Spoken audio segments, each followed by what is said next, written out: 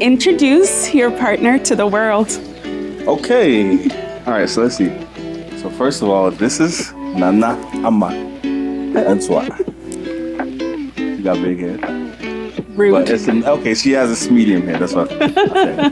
Great singer, humble, gorgeous, genius, hardworking, she's super diligent. Doing good. And she is my best friend.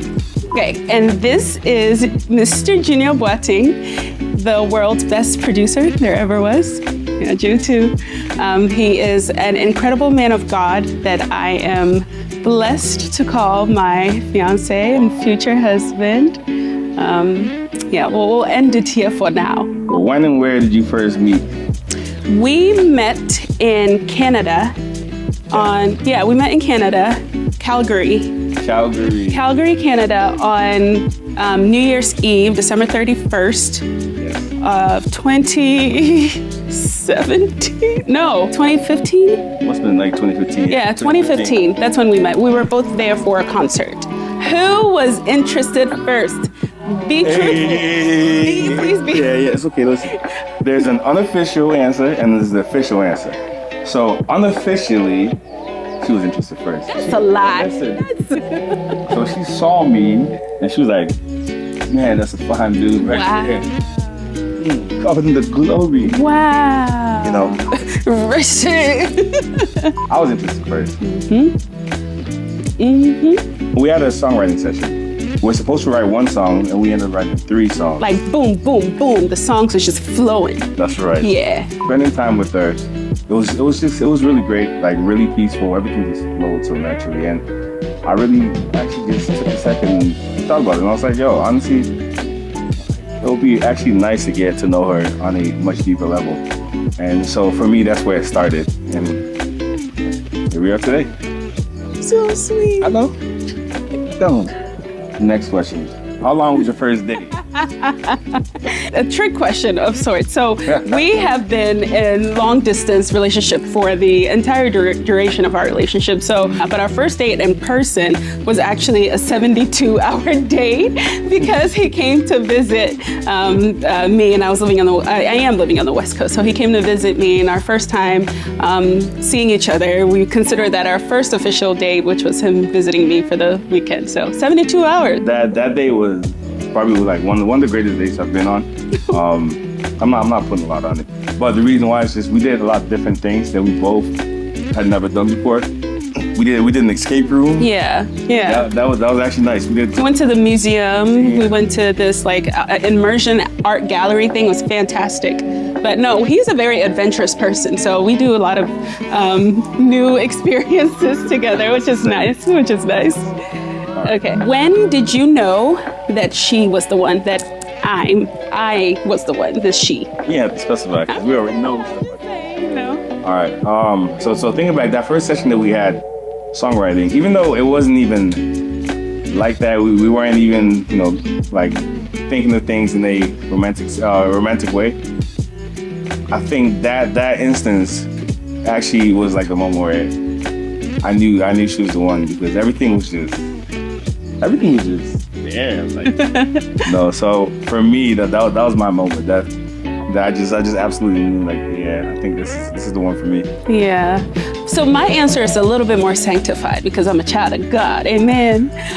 So with me, I think my process was very different than his was. His was like, I'm in, this is it. And I was just kind of like, oh, let's see God, and spent a lot of time in prayer. A lot of time in prayer and seeking God's confirmation, which he did. God let me know several times in dreams, through confirmations through other people, and other things of that nature. So it was when I knew, and here we are. Who's a better cook? I'm the better cook. Wow. Easy. She didn't even think about that. Babe, you boil water and you put an egg in it. So he does make stew and tries to make jello. He recently learned how to fry plantains. So first of all, my mom is in Ghana right now looking at this video probably. Mom, oh boy. Ma. You already know. Man. But you try, which is good. But no, I'm most definitely the better cook in this situation. Who is more romantic? You didn't even let me finish the question. I sensed the question in the spirit. Who is more romantic? Wait, you have to answer. I answered. Okay, I think it's a tie. I think we are equally as romantic, but Junior's a little bit more creative with it than I am. So I tend to stick with dinner and buying him a tie. But Yo, see, the way she answered that was so perfect. It was so political. because it's true. It's a tie, but Junior is better. More. Who said I love you first? I did, actually. Yeah, he did. I think it was on our first 72-hour date. He told me he loved me, and I was like, So, okay. that's I'm like, oh, yeah, that's why I love you. Yeah. But I meant it. Yeah. And it caught me off guard. I was shocked. I was like, oh, already?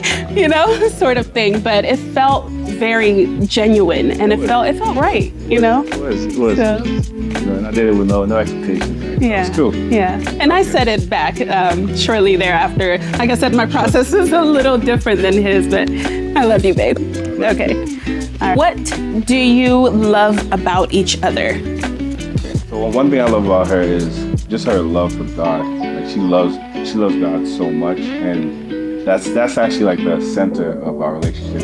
Number two, I love how much of a lover she is. She has a big heart.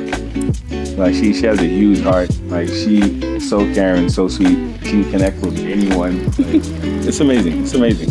Things that I love about you, I echo your sentiments. Number one is his heart and his passion for God. I think that was just something that everybody that knows you, has experienced you, can say, like, Junior genuinely loves God and aspires to be more like Christ in every way.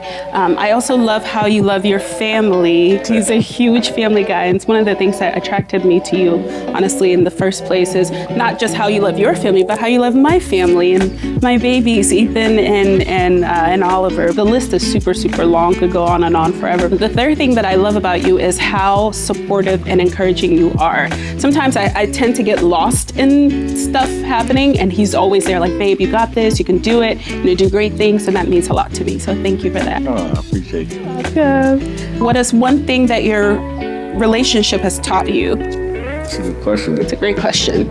Go.